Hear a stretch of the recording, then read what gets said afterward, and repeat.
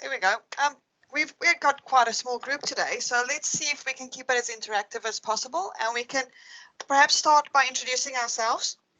I am Linda Finley. I've been working with BDO for 3 years. I'm a senior accountant there, and I spend most of my time in advisory, which means that I help small businesses grow, make more money, and stuff like that. Anyone else wants to go? Maybe Alicia? Yeah, sure. I own a franchise here called Enable Me, and we help people get in control of their personal finances.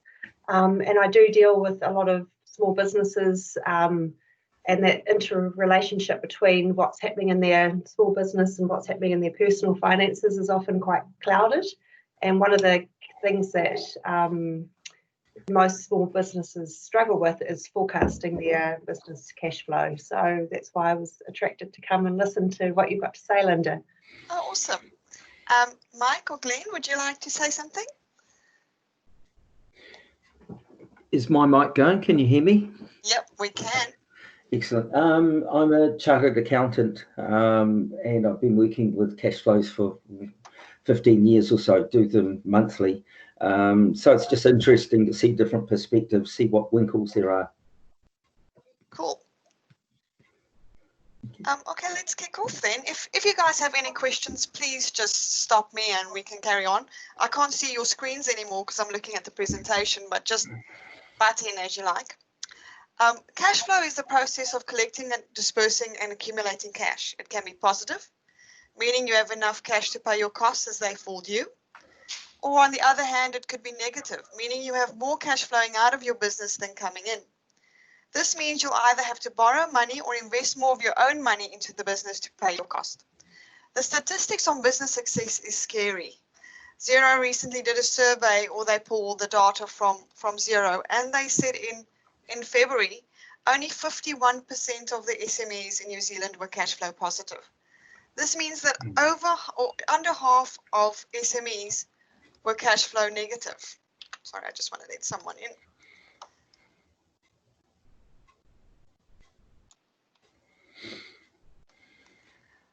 Other key statistics was that the invoices that were being paid were always paid about 8 days late. And we need to think about what that means for business.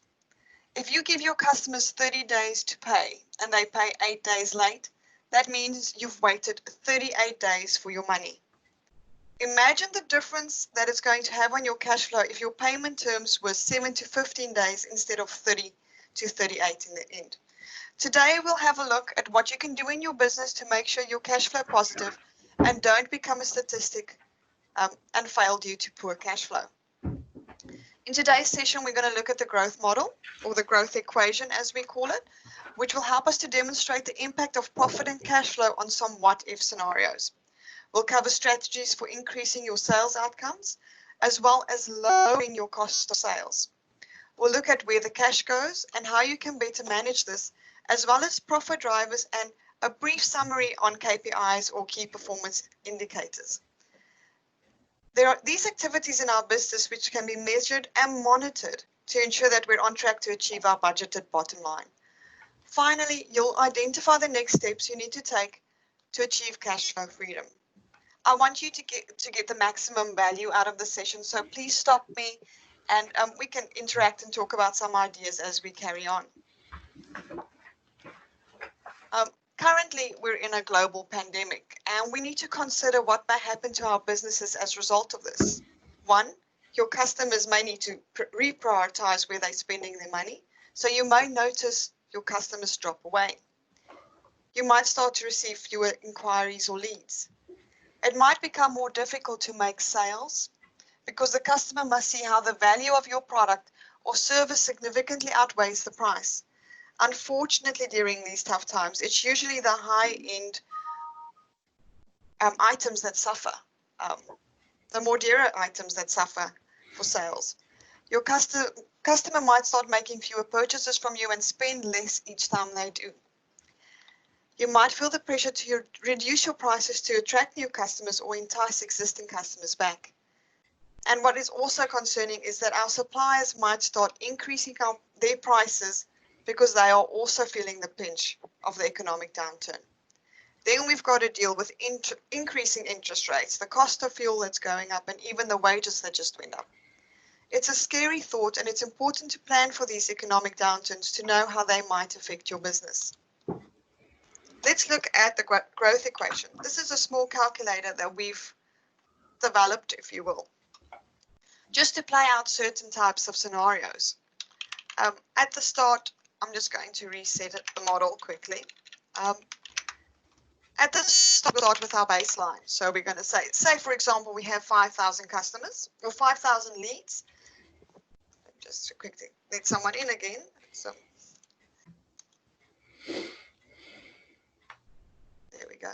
Say we've got 5,000 leads. We've got a retention rate of 90, and we retain 4,500 of our customers. Change that. And our number of leads or inquiries are 500 a year with a conversion rate of 80%. Our net profit for the year is 376. I just want us to work through a scenario where we just play around with some figures. So let's consider what's going to happen. Perhaps the amount of customers that we retain during this economic downturn reduces. We retained 90% prior. We are currently just retaining 85%. That has a $60,000 effect on our net profit. What can we do about this? I want you guys to take a little moment and just think about your business and what can you do with your existing customers to make sure that you retain them. We might have a small chat about this at the end of the webinar. So if we are retaining only 85% of our customers, our new leads drop from 2 a workday per year, because there's about 250 working days per year, to 1 only. So our new leads a year drops from 500 to 250. Our net profit drops again. Just by making this small change, our net profit drops to 260K. Let's say due to the economic downturn, all the leads, everybody wants to buy something, but when push comes to shove, they don't.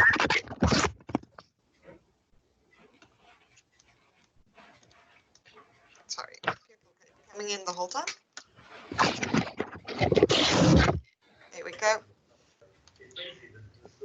And, you know, they don't buy as much as they want.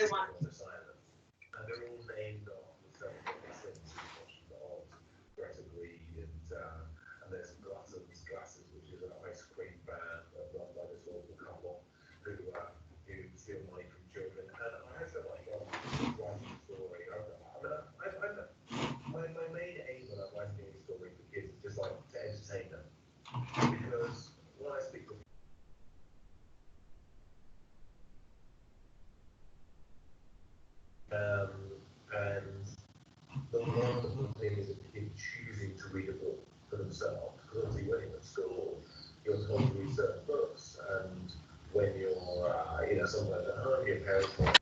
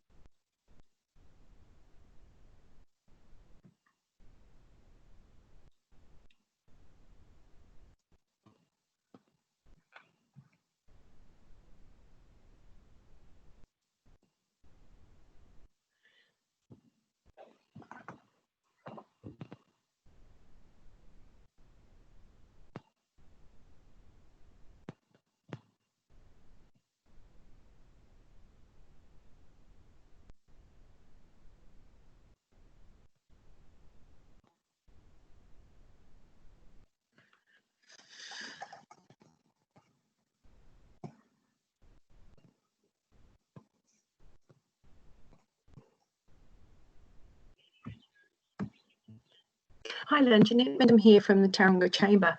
Look, Linda's running a webinar at the moment, but the sound's completely dropped off for it. So I wasn't sure how we could let her know that.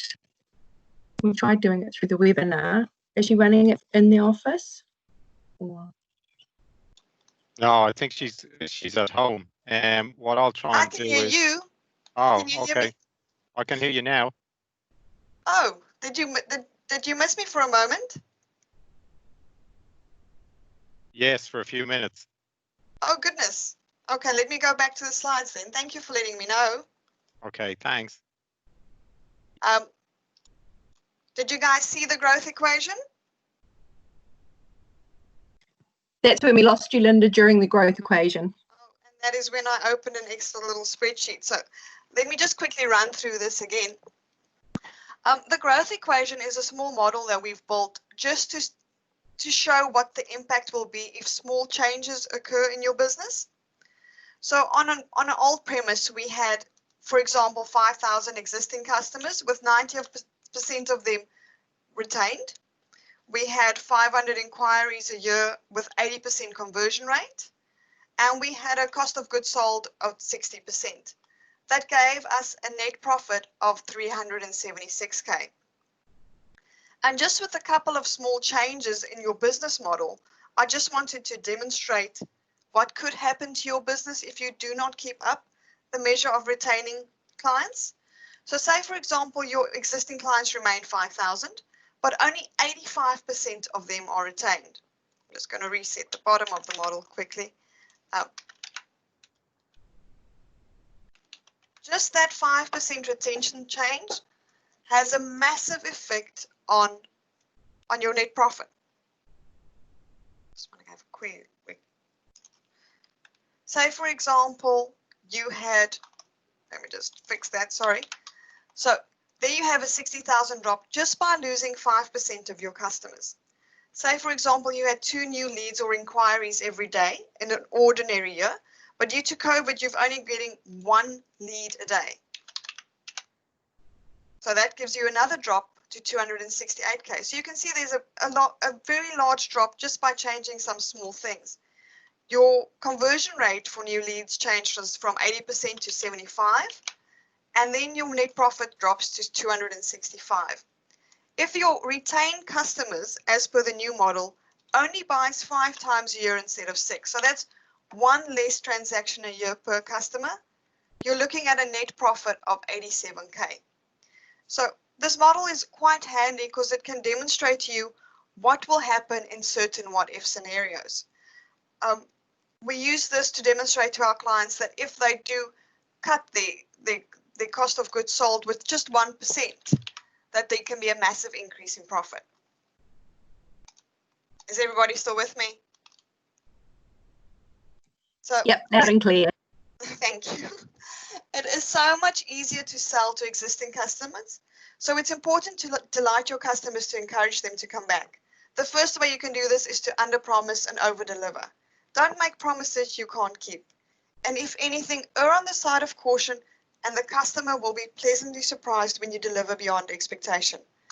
The second thing is get to know your customers. Building a relationship with your customer increases their loyalty. Introduce a customer to a loyalty program to reward your customers for coming back, or reward your customers for recommending someone else to buy from you. A very important thing throughout in this day and age is offering your customers guarantees on your products and services. Ensure that when things do go wrong, they're fixed as soon as possible with minimal hassle to your customer. Check in with your customers to see that if there's anything else that they want from you or any service lines that you could offer them. An online survey is a great way to do this. The second last thing is invite your customers to invitation-only events, such as new products or services, releases, demonstrations, or sales evenings.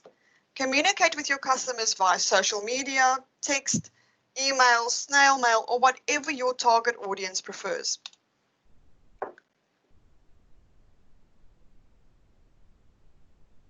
While it's easiest to retain existing customers, it's also important to entice new customers to your businesses.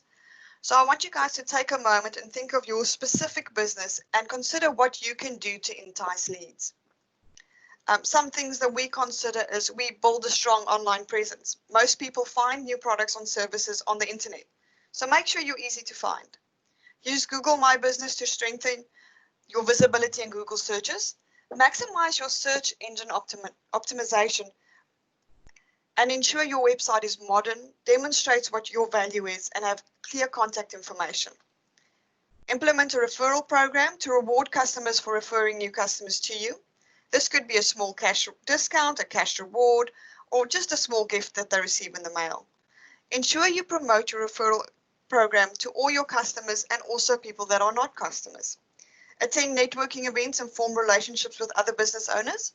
Host seminars, webinars, and other events. Education marketing events are a great way to generate leads. For example, a bike sales company might hold regular evenings where attendees can learn basic bike maintenance.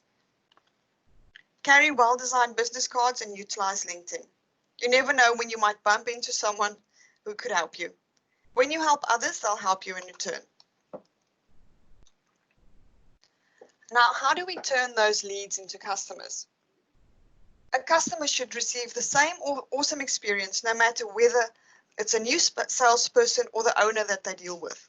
Ensure you have a sales process in place and train the team on how to follow it. Know your unique selling point. Every business is different. Know what makes you stand out from the crowd. Your team should be able to clearly differentiate your product and service from your competitors. Utilize testimonials and case studies. Put that on your website. Make sure that the customers that are satisfied with your service and that are happy to do that, get their permission and place it anywhere.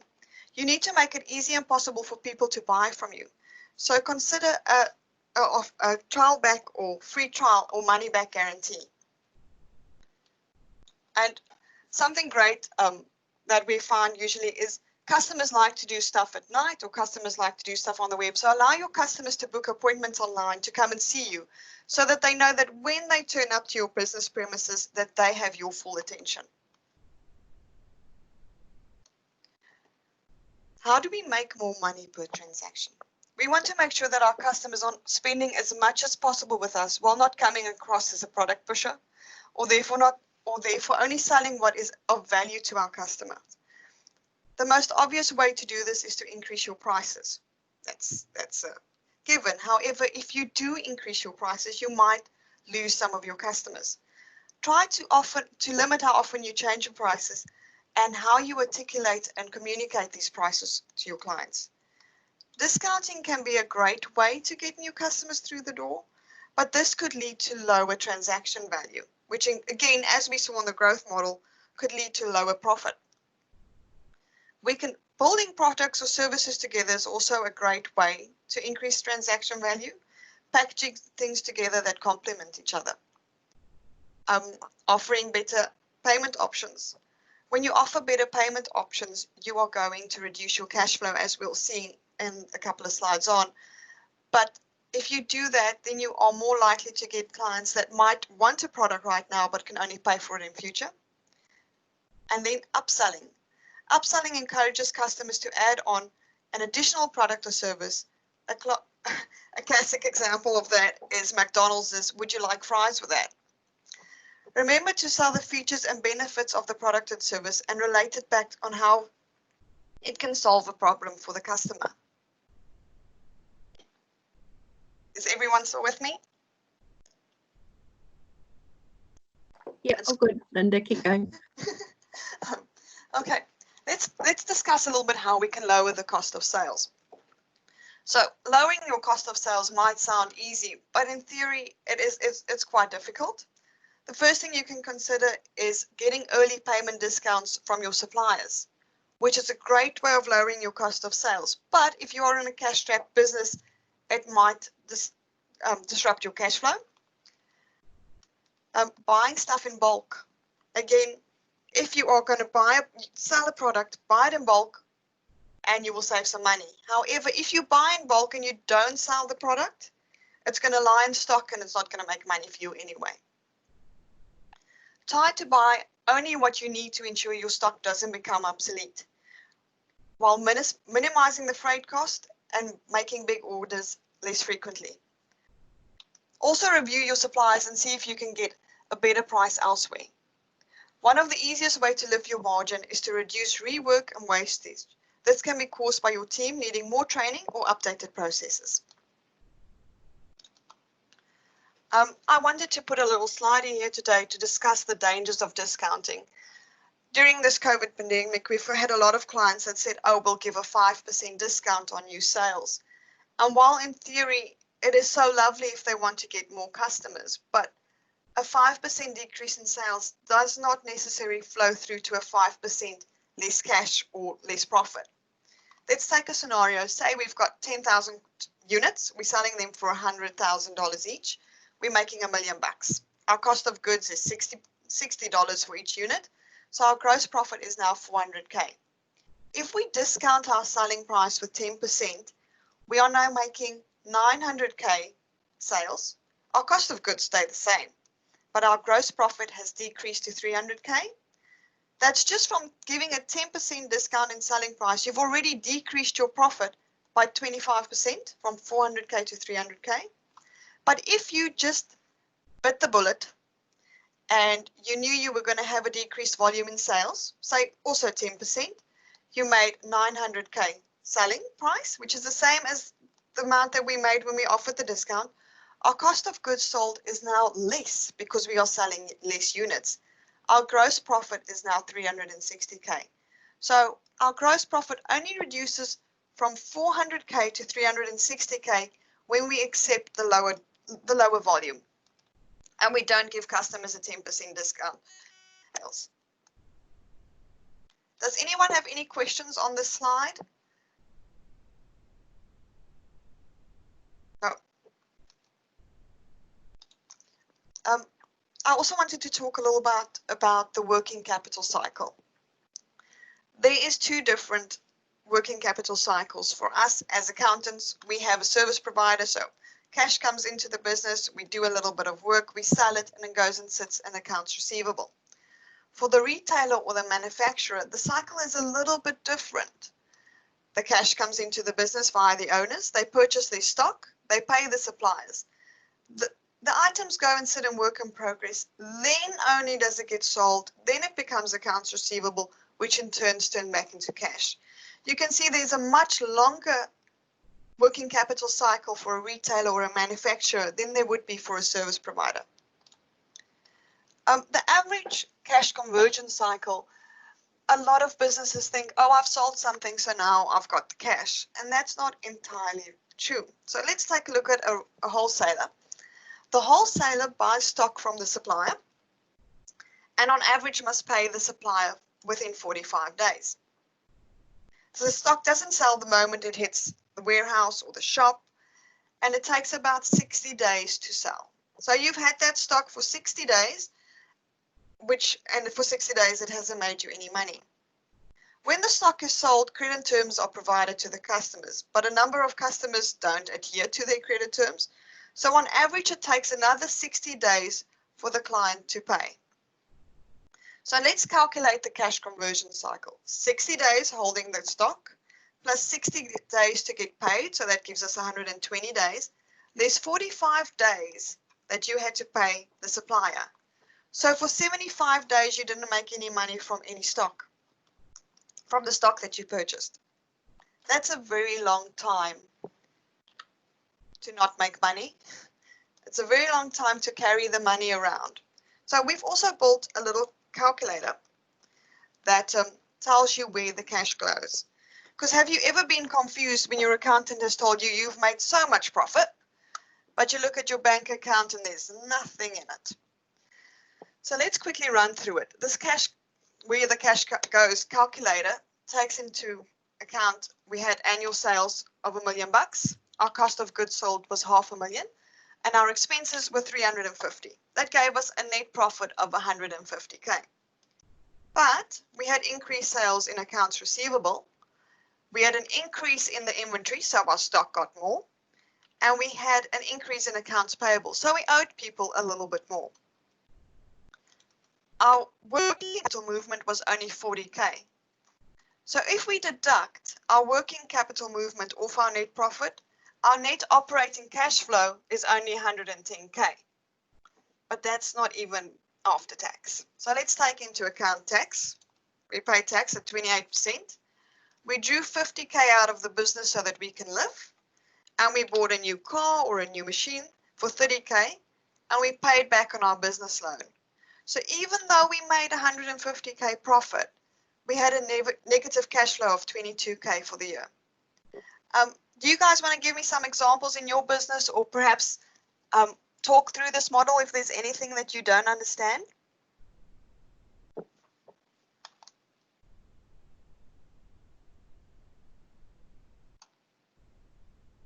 Nope. This model is quite handy when you've got businesses with large capital outlay, so that they can understand that even though they make profit, when they pay back the loans for that capital, they're not going to have any money left. I also quickly wanted to look at the business cycle. It's very summarized, and the cycle starts with owners investing in the business. They use that money to buy assets to generate income. And then when they generate income, that income turns into profit, which then turns into cash. And then it either goes out to the owners through drawings, or it gets invested back in the business. What are the things that adds cash to your bank or cash gains? It's faster collection, decrease in stock and work in progress, and slower payment of suppliers. Cash drains is so easy to come across, and I've dealt with this quite a bit. Our clients of ours get a bit too lenient on their customers, so they just give their customers a couple of extra days to pay, but that really drains your cash. What happens is they also see specials, they buy large quantities of stock that don't necessarily sell, and that also drains your cash.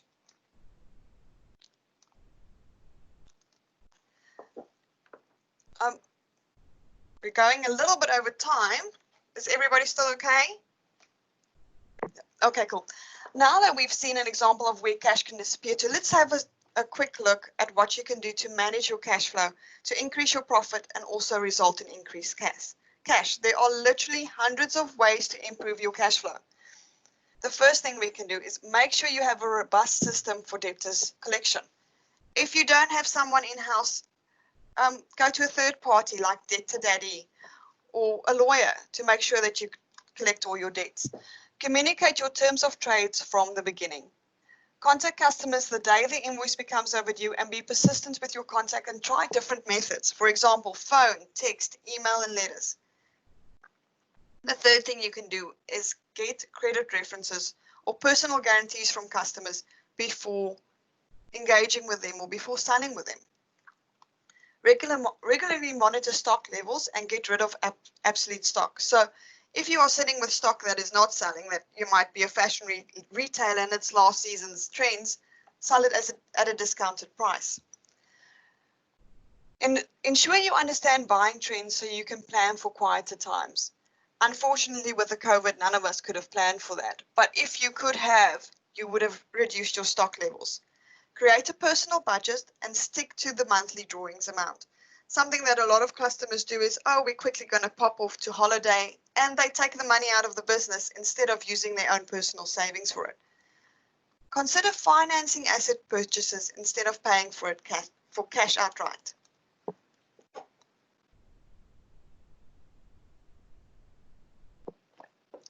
Another good way to make sure you retain some cash is the accounts payable management system. Make sure you've got a purchasing system that only allows you to purchase what you need. Ask for extended credit terms with your suppliers where possible, and communicate with your creditors if an issue has arisen, which means you can't pay them by the due date. Negotiate. Negotiation is so important. Negotiate to ensure that you get the best terms possible. I wanted to touch briefly on the break-even analysis. This has come up recently with a number of our clients where they've calculated the break-even analysis, but they have not considered the realistic living expenses in the break-even analysis. So when your profit is, for example, 60% and your total cost is 300K, then your break-even point is 500K. But if you need another 50K to reduce your debt or for living, add that into your breaking point and you will see that figure jumps quite significantly to 583K. If you guys have any trouble calculating your break-even point, you're more than welcome to contact me after this and I can help you. Budgets and forecasts. It is so important to set a budget for the year, but it's so important to set a budget for the year and not forget about it. You must regularly review your budget and forecast and track your actual results against them. This should be done at least monthly. If you don't monitor your actual results compared to your budget and forecast, there is no point setting a budget or a forecast. You need to really understand what your financial reports are telling you. If you're not currently creating a management report each month, it's something you should consider doing.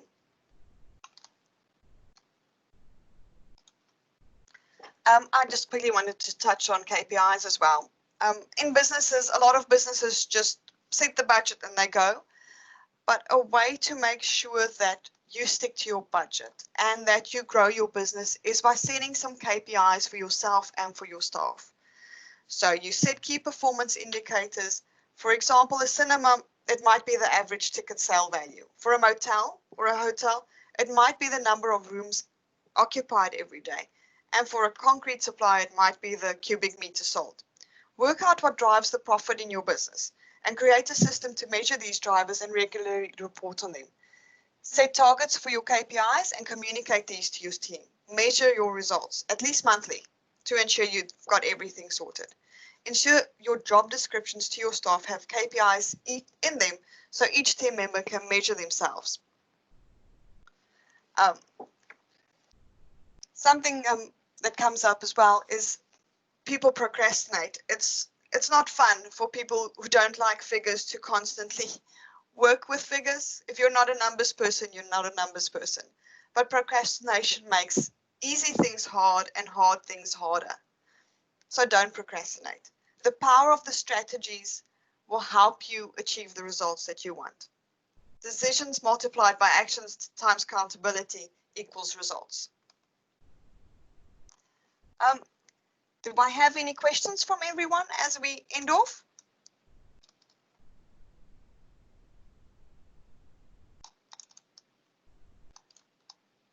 Nope. So I want to end off the seminar or the webinar just by talking about what is the next steps that we're going to have. Set some time at work to work on your business. It's sometimes easy to say, oh, we'll do that next week, we'll do that the week after that. But it's very important to set aside some time to work on it. Set goals and review your progress. Set some cash flow related goals and review your progress. Nurture your customers and build relationships, build that loyalty. Determine which KPIs are relevant for your business and your cash flow. And link your business KPIs with your team's KPIs and performance. Show them how their performance impacts the overall vision for the business. And finally, set yourself some budgets and forecasts and make sure you measure yourselves against it. Do I have any questions?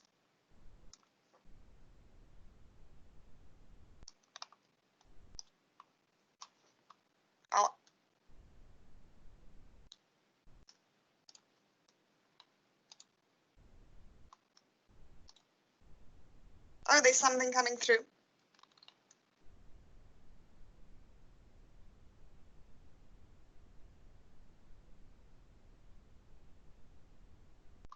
No questions?